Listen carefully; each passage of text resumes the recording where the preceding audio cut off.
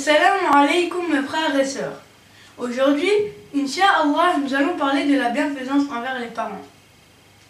Allah Ta'ala dit وَلَا تَنْهَرْهُمَا وَقُلْ لَهُمَا قَوْلًا كَرِيمًا. Surat Al-Isra, ayah 23. Le sens de cette ayah, c'est qu'on ne leur interdit pas quelque chose qu'ils aiment, dans laquelle il n'y a pas de désobéissance à Allah Ta'ala. Et on s'adresse à ses parents avec douceur, du mieux que l'on puisse faire, tout comme le recueille le respect. Allah Ta'ala dit dans le Coran وَبِالْوَالِدَيْنِ إِحْسَانًا وَبِذِي الْقُرْبَى وَالْيَتَامَى وَالْمَسَاكِينِ.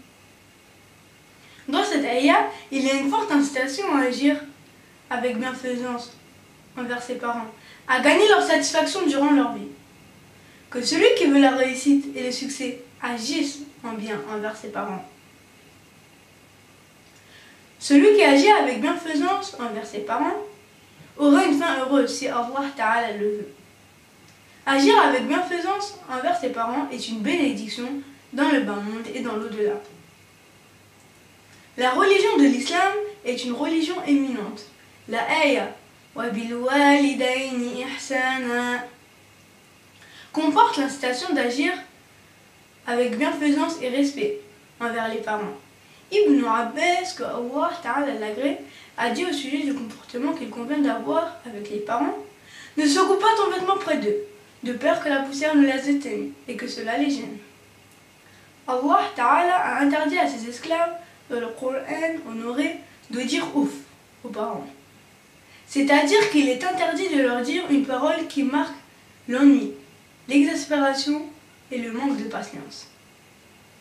L'esclave a reçu l'ordre d'agir avec douceur et avec un bon comportement envers eux, de sorte que même s'ils voient de leur part quelque chose qui lui ferait perdre patience, qu'ils ne leur disent pas ouf.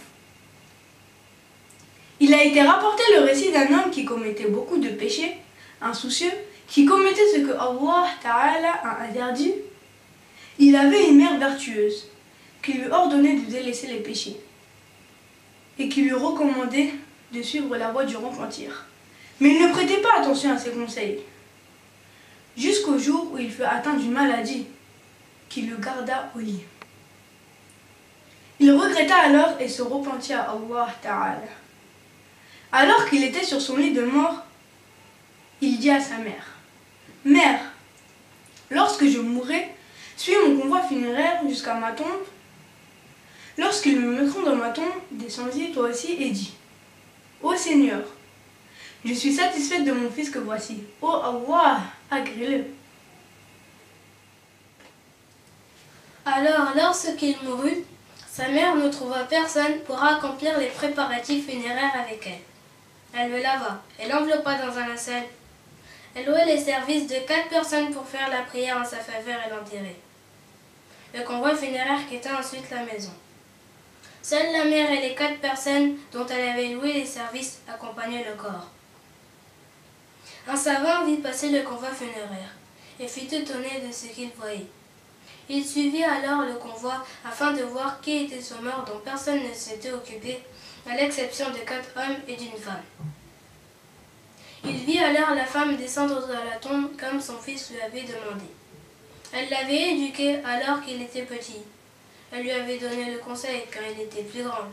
Elle l'a suivi maintenant après sa mort jusqu'à sa dernière demeure dans cette vie d'ici-bas. La femme descendit donc de la tombe et dit: « Seigneur, je suis satisfaite de lui. Ô Seigneur, agrée-le. » Puis elle repartit. Le savant resta un moment auprès de la tombe. Il entendit une voix qui sortait de la tombe qui disait: « Certes, Allah a agréé cet esclave en raison de la satisfaction de sa mère. Alors, ô croyant, iras-tu en sortant d'ici à la maison de ta mère pour lui demander qu'elle soit satisfaite de toi? Ou iras-tu visiter sa tombe pour dire: Seigneur, pardonne-moi ainsi qu'à mes parents. Seigneur, fais-leur miséricorde, tout comme ils m'ont éduqué quand j'étais jeune. » Combien il est important, mes frères et sœurs, que nous nous rappelions les uns les autres d'agir avec bienfaisance envers nos parents, tant qu'ils sont vivants, et de leur rendre visite quand ils seront dans leur tombe, lorsqu'ils nous auront quittés, de faire des invocations à leur faveur, car ils t'attendent des cadeaux et des dons après leur mort. Imam Ahmed a rapporté que le messager de Allah sallallahu alayhi wa sallam a dit dans le sens: il n'y a pas un péché qui mérite plus de connaître un proche châtiment dans ce bas monde, en plus de ce qui attend son auteur dans l'au-delà, que le fait d'agresser les gens et de rompre les liens avec ses proches parents. Je demande à Allah qu'il me préserve d'agir en mal avec mes parents, ainsi qu'à vous. Retrouvez chaque vendredi un nouveau rappel sur YouTube. Barakallahu fikum, assalamu alaikum. الله